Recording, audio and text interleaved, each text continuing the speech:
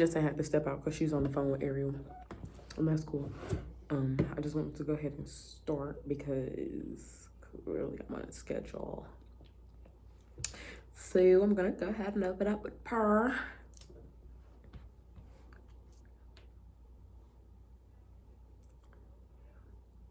The only saving grace is that we actually sanitize these things, and I sanitized it, but that was really gross.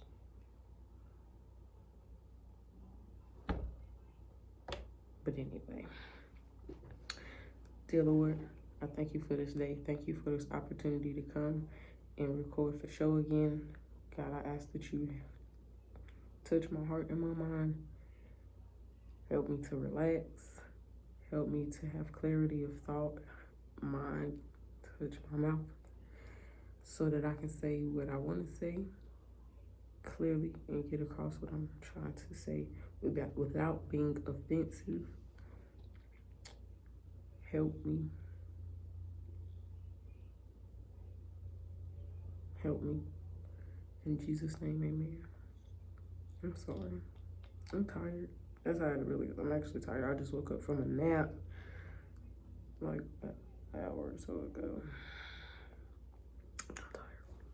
But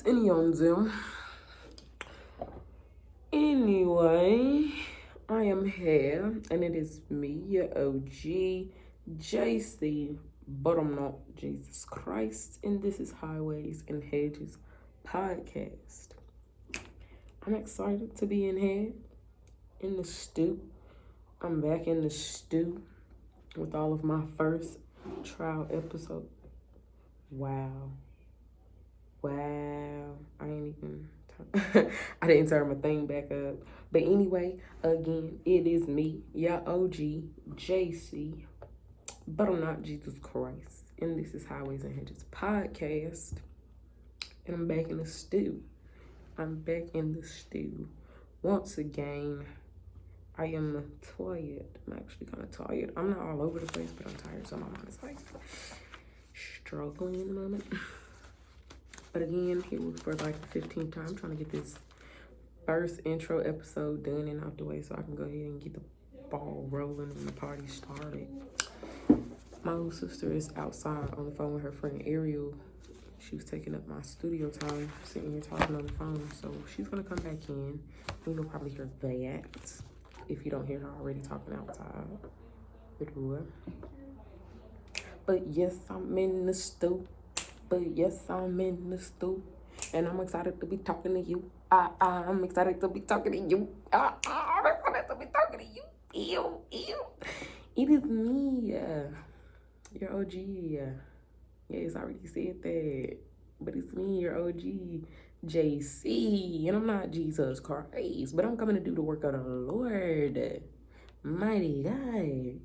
I'm coming out to the highways and hedges for all of the pastors, players, pimps, holy rollers, blunt rollers, strippers, and tithers. Wow.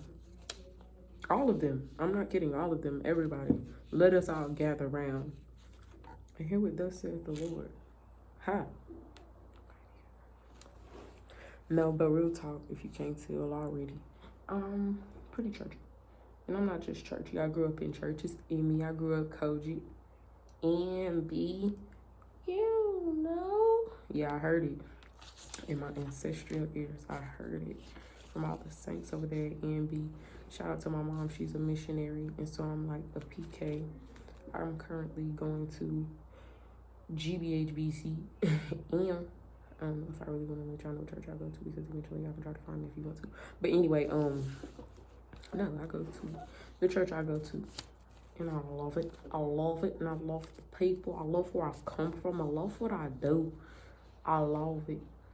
Yes, grew up in church. Church is actually my favorite thing to do. I'm not gonna lie to you. And it's not just church on Sunday, like things church related, things related to God.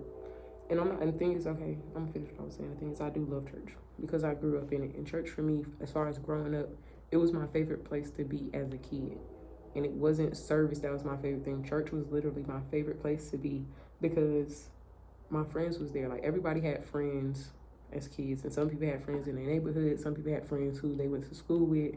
Like, my friends were at church, and we got to meet up with each other on Mondays at prayer and after prayer. On Wednesday for Bible study.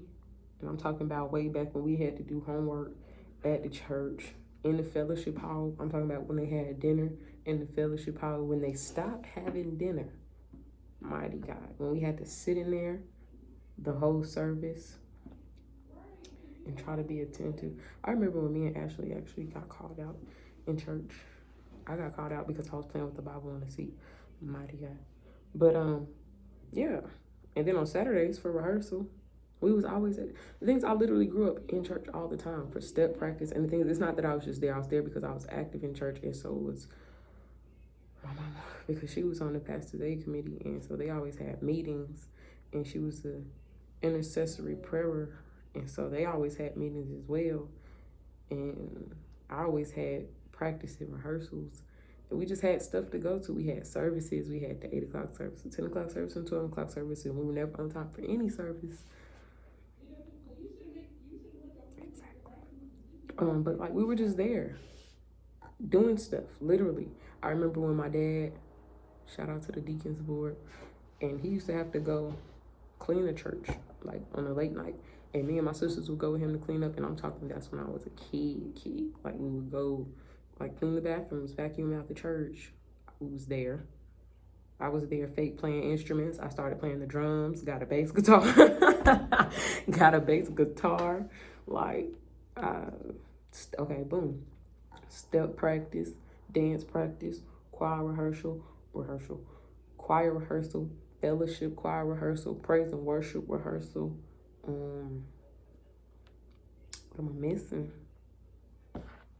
am I missing? I didn't mind.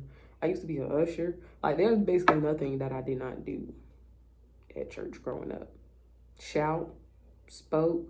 I spoke a couple times. Mighty God. I'm not gonna lie. And that's the thing. We can talk about that too, because somebody actually asked me about that the other day. But like, I literally have done church my entire life, and I do love it. I love what it is. I love what it stands for.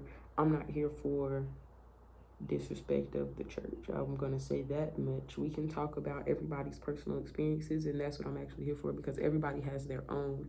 And me, I'm a person who, as much as I do love church, I grew up in it, I know it. I'm still 23 years old. I'm Janelle, mighty God, Alexis Crowder. And I fall short sometimes, a lot of times. But I know that his grace is sufficient, and I know that I can come back, and as long as I have breath in my body, it's an opportunity for me to, one, ask for forgiveness, an opportunity for me to get myself, my stuff together and move on. I'm not in a position to judge anybody. I'm in a position to love everybody. I'm not here, for any of that kind of judgmental foolishness when it comes to church stuff.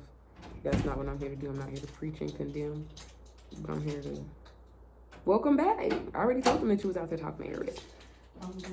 She's back. I think her phone died. That's cool. Go ahead and put your mic on, pick her up. But yes, I'm not here to judge anybody or anything of the sort. That's not what I'm doing as far as coming from the church. If anything, I'm trying to help. Talk. Cool. Get back quiet. But so, yes, we used to do something called outreach. And outreach is going out, and the Bible says, into the highways and hedges and compel the men to come that my house may be filled. And so we would go out into, at the time it was like, I'm not gonna say it like that, I'm gonna say it like that, like the ghettos, what have you, like the little hood. And we would go out there and feed and talk to the people. And as a kid, you looking at it as like a fun opportunity. And of course, the older people are ministering and stuff, and they would have us do it too. But at the same time, you're interacting with people who don't fully understand where you're coming from, but they're intrigued. And at the same time, you're intrigued by their situation, and in a different way, you can see it as a situation where you can help. Not necessarily with money. And that's the thing. the way the world is going right now, here in 2020, here in the year of our Lord 2020, man, things are already crazy enough.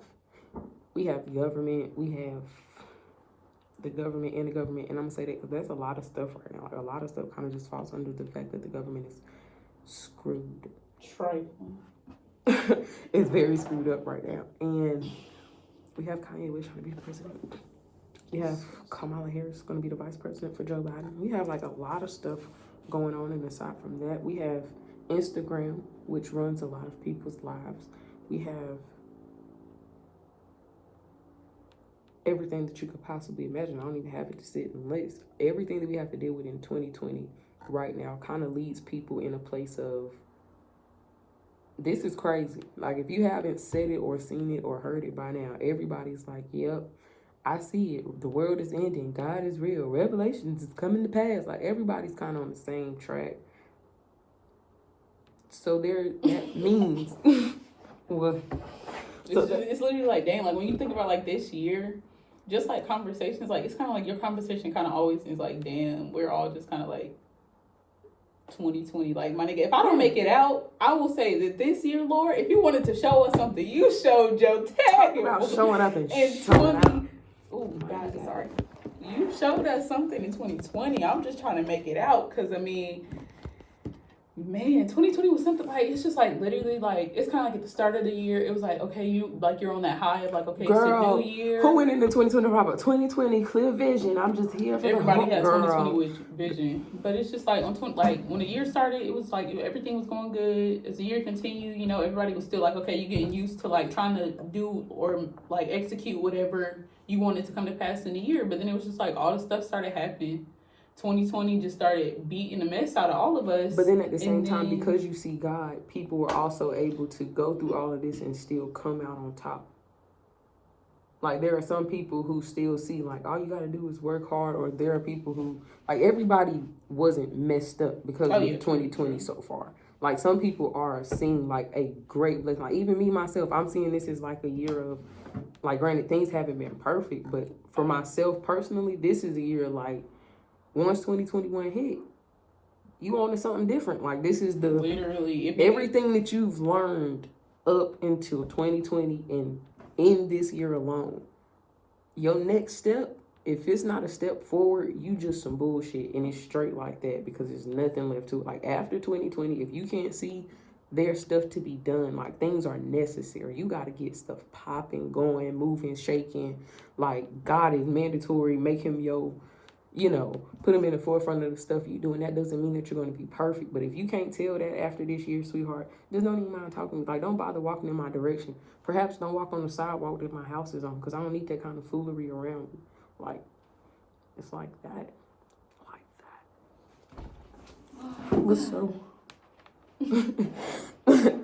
But so for a long time, though, I've been talking to people, well, not even for just a long time, because I grew up in church and my encounters and interactions with other people, and because for a good bit of my life so far, I'm gonna say for definite 13 was like the actual age where me and Rebellion boots were like, it was more like Rebellion jumpsuit with boots attached. Like, I was fully in it.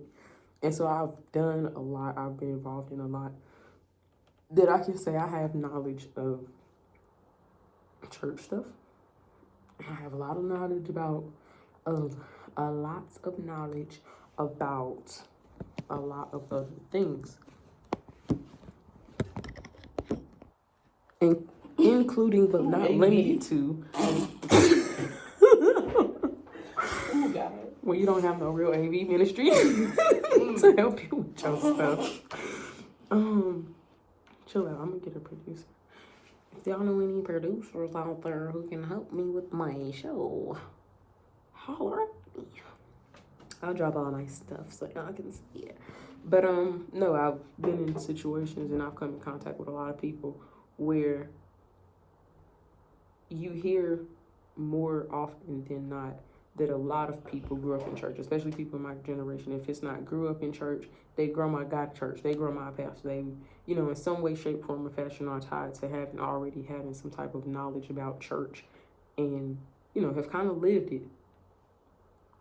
but they've also been turned off by it, by church itself. And because I grew up in the type of church that I grew up in, with the type of mom that I have, and doing the type of things that I've done, I can vouch for the fact that church itself, or church people, not church itself, church people messed up church for other people. Church people messed up church for other people.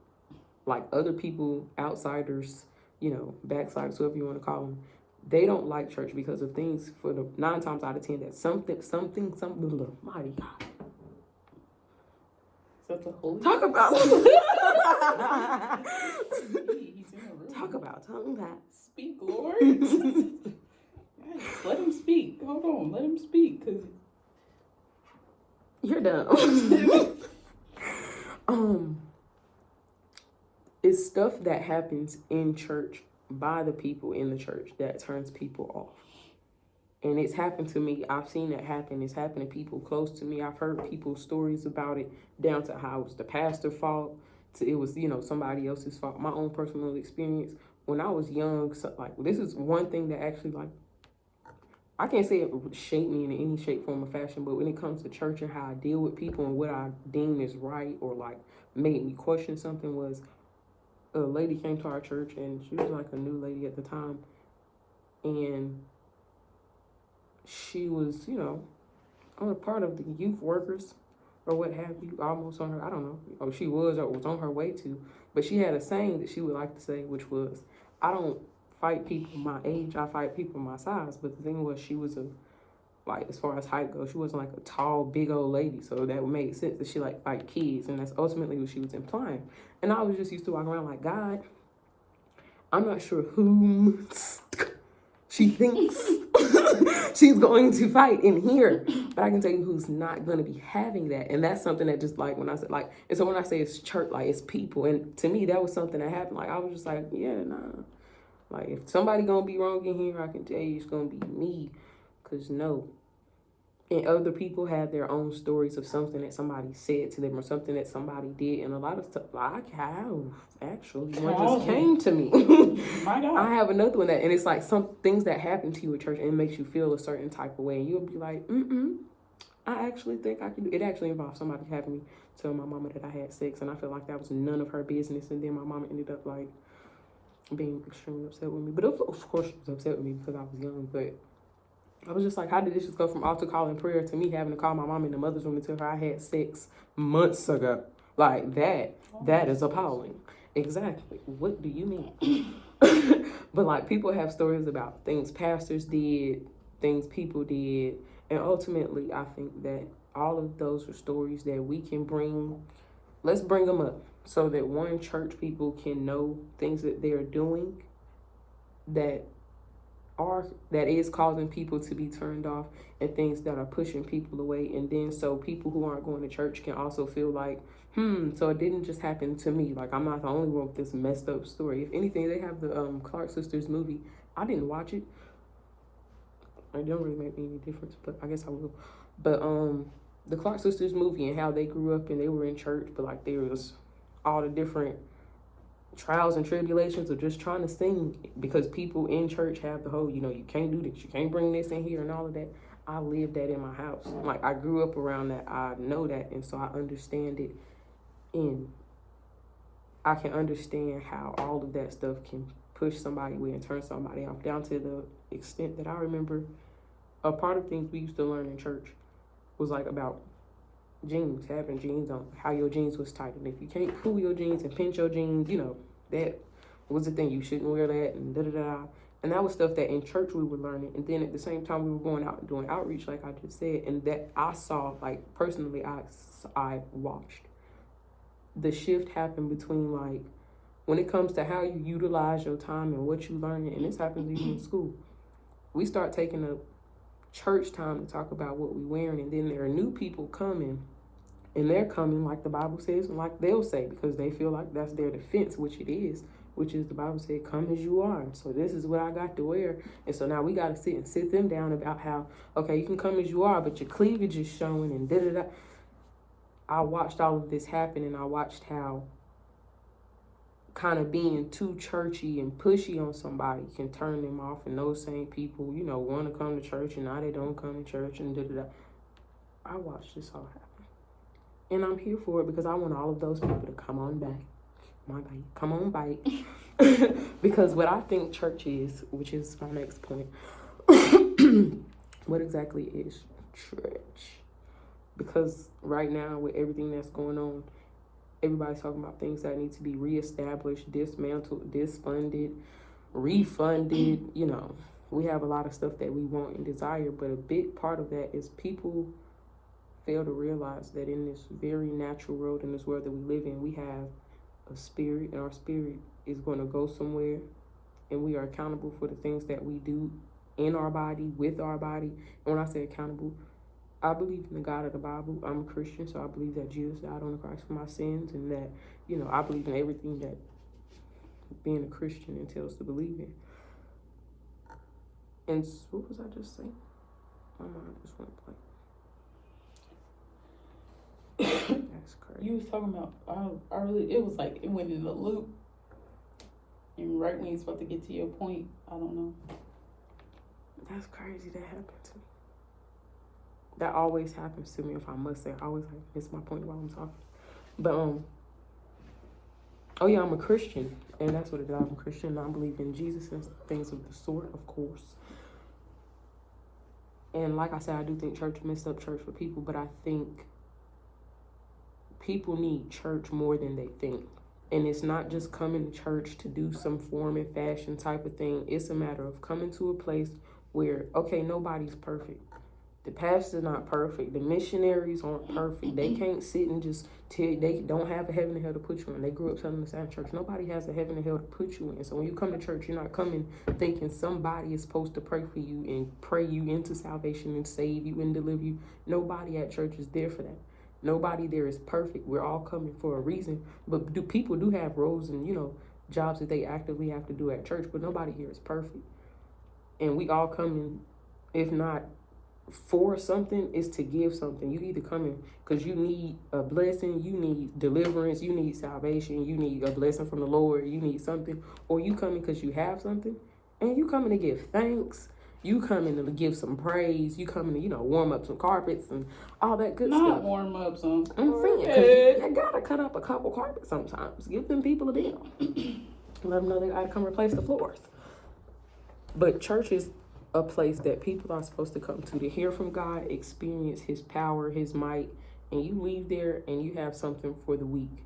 You have something that takes you just the same way everybody and I'm the one who's going to say that. Nobody has a problem getting up and going to work every day to pay their bills. And then you'll go to the grocery store to make sure that you have food. You'll go to the club to ensure that you have fun because you feel like you work so hard that you deserve a good day. But then Sunday comes around and you feel like that's the day you get to chill. Like, nah, sis, you got to get up. Because you was only able to do all of that because God put breath in your body every morning and allowed those things to happen. He kept you safe thus far. Like, it's a reason why you're supposed to go to church. And, of course, you can pray at home. I'm definitely here. Of course, pray at home. Pray all the time. Pray without ceasing. Things of the sort.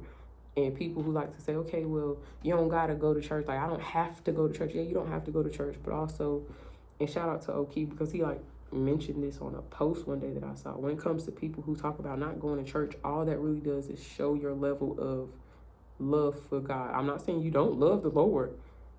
I'm not going to sit and have that argument with you, but I am telling you how you feel about showing up at church is a reflection of how much you love the Lord, because it's something that you do the same way. Don't nobody got issue going to the club. Like, child, you don't got an issue buying the drinks. You'll buy to get in. You'll pay. Y'all pay all this money to do all this, but you don't want to go to church and pay your time. Like, girl, miss me with that, please. With that. Miss me with that, please. But, yeah, I'm not here for all of the excuses that people give as to why they don't come to church. If you got something to do with because somebody hurt your feelings, girl, come on. We don't cry. If it's because you feel like you tired, come on. Because God... I'm not going to say that, but just know that you could die on a Sunday while you're home. Like, sleep. Because you laying in the very image of death. You could die because you felt like you didn't want to get up and go to church. And I'm not gonna hold y'all. I just like didn't go to church 2 Sundays ago because I overslept. Like, I'm not saying again that I'm perfect and I don't do things. Y'all are gonna hear that. Y'all are gonna see that. But I do believe that church is imperative. It's important. It's a way to raise your kids, because I appreciate that about my parents, is they raised us in church. And that's something that right now I can stand on based off everything that I've been through, been through and been into. The one thing that I can say has always stood firm and been solid is what I grew up into, my foundation, and that's church and that's God. And I can say that God has always been here. He's never left my side, you know, all of that. And that's why I think it is important. I know it's important. It's people having kids left and right. And with everything going in the world, they taking, like, right now, school is going to virtual school. Like, we can't even assemble together anymore. So that's going to change a lot about people and how people are. And I think that don't let church be the one thing that you neglect, because in all seriousness, everybody want to thank God when something going good and blame God when something going bad. But, like, acknowledge that God on something. Like, we talking about one day, like, I am here, like, go to church. Lexi says, get up, wash your tail, and go to church. Like, that's all you gotta do. It's a couple hours out your day. Ain't nobody saying stay there and kiss all the people after service. Right, you can leave early. Just make sure you leave your offering. I'm saying you coming for one or two reasons. To ask for something, you need something, or you giving something. You can come and do both. You come in and be like, Lord, help me have a good week, da-da-da. Say your prayers. Like, nobody in church can judge you. If you feel like it's people who are sensitive, they feel like, oh, they looking at me, da-da-da. Look at them hoes back. Because can't nobody do nothing until you in church. Like, you just go in there and you sit and you hear the word from the Lord and you go. That's it. And you go. And the thing is, and this, okay, my next thing. Once you've done all of this, you are accountable for what you know. And so even myself, I keep saying I'm not perfect and things of that sort. And like I said, y'all will see it. You'll hear it. I'm not perfect. I'm not. I got 2 things I like to do. Well, 2 things that I do. You'll see me shouting and twerking. I'm like, it's either of those extremes. Ask my mama. Like, my nephew said the other day, I twerk to, like, church music. Like, there are people in this world who'll be like, oh my gosh, you'll go to hell for that. Like, I will cuss you out and pray for you. I will pick you up for church and we can play with Ross on the way. Like, I'm like a couple different ways. And nobody can tell me I'm going to go to hell. And I will keep living life. Like, I believe that God is going to bless me. I believe that he's going to bless me for doing what I'm doing as far as having this podcast, because I'm literally just trying to do what the Bible said in Luke 14:23. If y'all haven't checked out my logo, go follow the Instagram page, Highways and Hedges _. That's Highways and Hedges _ on Instagram. Shout out to Mary. She's my Instagram social media person for the podcast. But yes, Luke 14:23, it says, go out. It says, the Lord said unto the servant, go out in the highways and hedges and compel them to come, that my house may be filled. That's all he asks, is to go out and compel the people, not drag the people in and beat them there and tell them they'll be in hell if they don't. I'm not here to do all of that, but I'm going to compel you with love and kindness, because that's how he acts. And that love and kindness is simply like, girl, I hear you excuses. I just, so you going to be up. I'll pick you up. You don't, like, there's no good excuse and I'll be there. And from that, I hope that you grow. Like, I'm not just here to get people to go to church just for the sake. Like, there's something that comes with that. It's a lifestyle that comes with it. There's accountability. There's knowledge. There's things that come with just going to church, kind of. So, like, and it's more so, it's not just going to church. That's what it is. It's a relationship. I am here for people building a relationship with God. I'm here for people building a relationship with God. We grew up on our dance team, Sister Blevins, shout out Sister Blevins, she said, like, we had a whole Miss Stephanie. Yes, and Stephanie, she had a whole speech that we used to say before practice. You like, know what's wild? She went cute. from being Miss Blevins all her life to summer camp Miss Stephanie. I know, the disrespect. Disgusting. The disrespect. But I don't even know if that was even a part of the chant.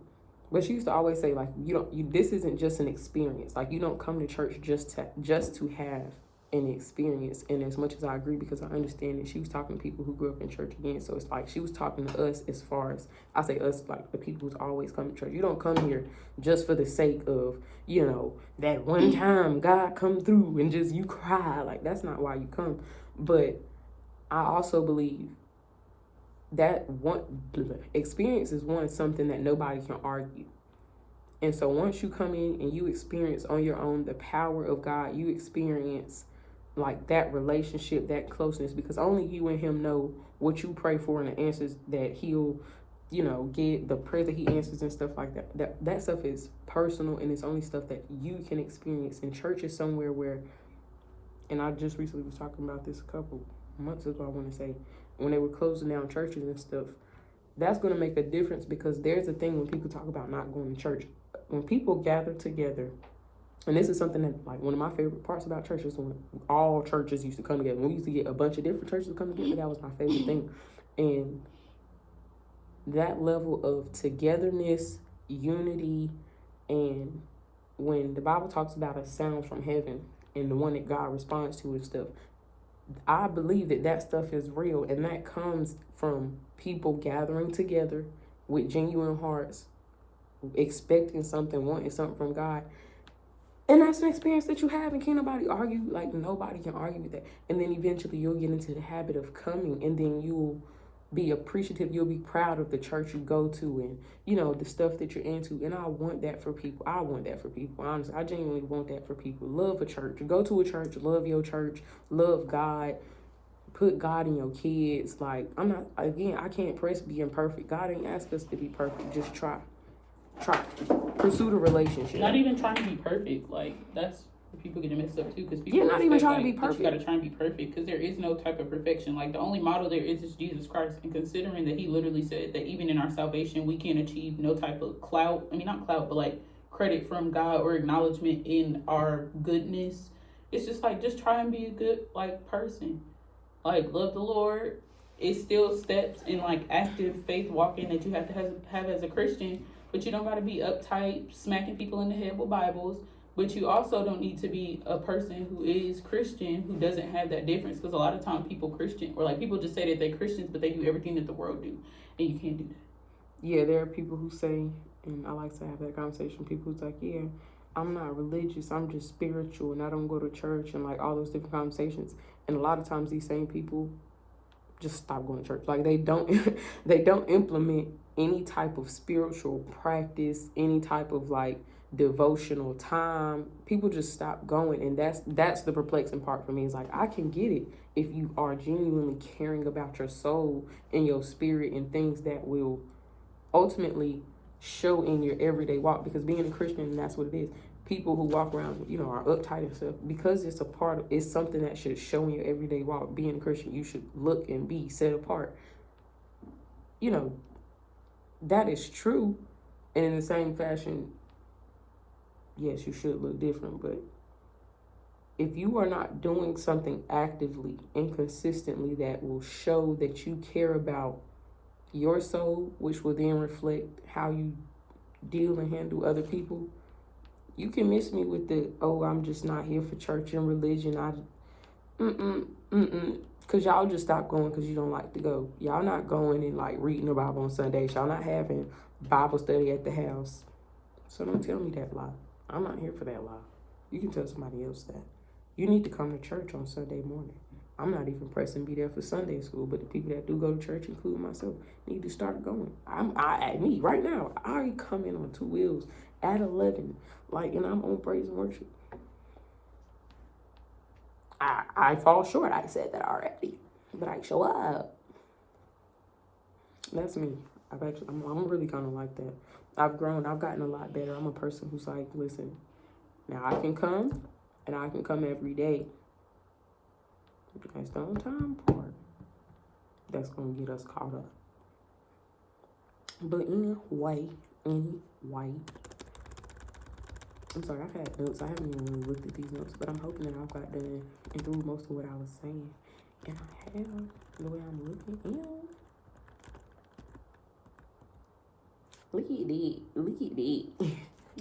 that. I basically had to do my notes without even looking at my notes. So this seems like a pretty successful day of podcasting. I'm gonna go ahead and wrap this up. Thank you, Jensen, for being here with me. Again, this is my little sister who, she like my little twin or what have you. She got my face, Aurora. And two. But so again, in the meantime, in between time, make sure y'all go, we'll pause. Like I have said, just to recap all of this, back to this point. I say all of that to say, I am here to be me. Your OG, JC. So we're going to have Bible study. You might watch me have a random praise break, praise and worship. And I have a thing of going on tangents and random rants and stuff. Y'all going to get all of it. I'm here to be transparent, to be genuinely me. And y'all are going to see this Christian, like me. I'm talking about me, not everybody else, but me as a Christian, me believing in God on my journey. So if y'all want an example of somebody who ain't perfect, but who is showing up, we try. I try. Because who? I'm putting myself on the line. Somebody who's like, I know, and the things I know that what I'm finna do, teeter-tottery for the church people. Everybody not for that, and I understand that. But at the same time, it's necessary. We need somebody.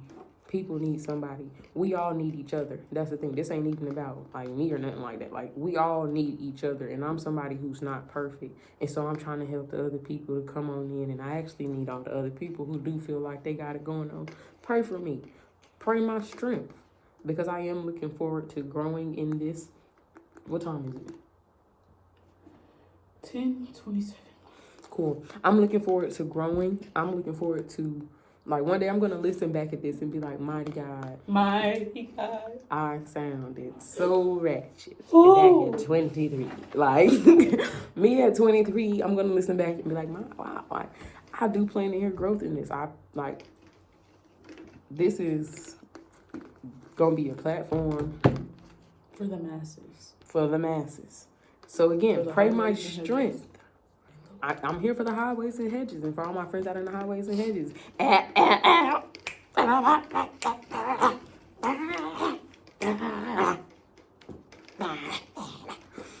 Can't nobody send my friends to hell. Know that. I'm not gonna let nobody send my little friends to hell because they don't know you. They don't know you. And what you're not gonna do is come judge my friend because she's at church with me. Thank you. Because if you can't go to Bella Noche's, where the hell can we go? Because it's upsetting me and my homegirls that everybody want to be judgmental and tell people what they got to say and do da because we don't care. We don't care. We don't care. So don't come over here. We're going to be controversial. I like to have arguments with people who know how to argue. All that good stuff. But at the end of the day, we trying to get to glory. Get to ghetto glory is all I'm trying to do. Mighty Savior. The fact that I've been recording this whole time and like y'all can't even see my whole face, it don't really matter to me, but it's like I know y'all probably tired of that. But anyway, I need to be getting on out of here. So y'all make sure y'all go follow Highways and Hedges on Instagram. Again, that is Highways and Hedges _ on Instagram.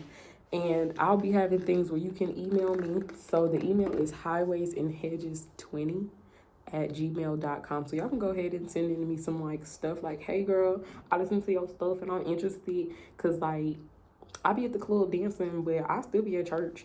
And I'm gonna be like, hey girl, listening to you.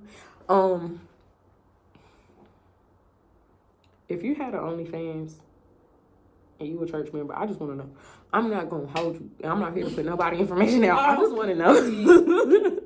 Because I myself just recently today was like, I could have had a house. That's all I'm saying. Nobody had to see my face. That's all I'm saying. But anyway, before I get too far in the lead. Right. Y'all make sure y'all go follow. I love y'all. Bye. Shout out to everybody who helped me get this fur. Shout out to Jensen for being here. And yes, bye.